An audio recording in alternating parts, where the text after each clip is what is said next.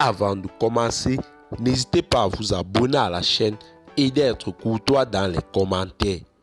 Du côté du Burkina Faso, le capitaine Ibrahim Traoré réorganise et motive l'armée.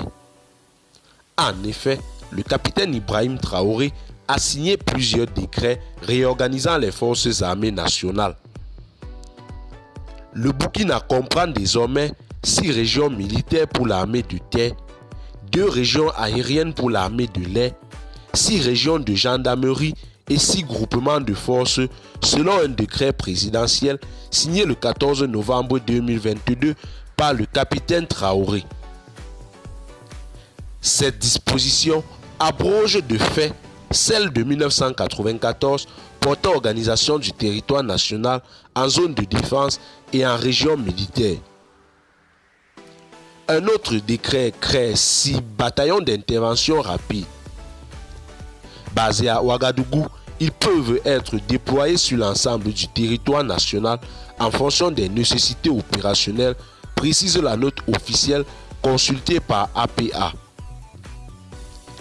Les bataillons d'intervention rapide vont intervenir le plus rapidement possible et le plus en avant en privilégiant la mobilité et la puissance face à la menace contre l'intégrité du territoire, explique le décret présidentiel.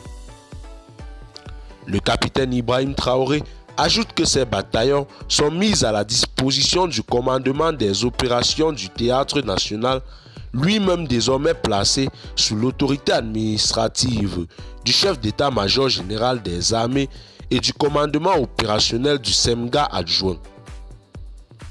Le capitaine Farouk Azaria Sorgo a été nommé commandant du 4e bataillon d'intervention rapide.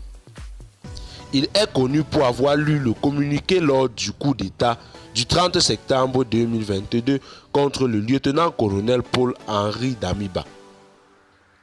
Le président Ibrahim Traoré a également procédé à plusieurs nominations. Le lieutenant-colonel Christian Ouattara a été nommé dans la foulée chef d'état-major de l'armée de l'air.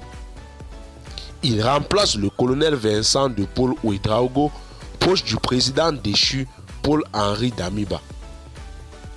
Dans un autre décret en date du 14 novembre, le chef de l'État burkinabé a nommé de nouveaux commandants de régions militaires.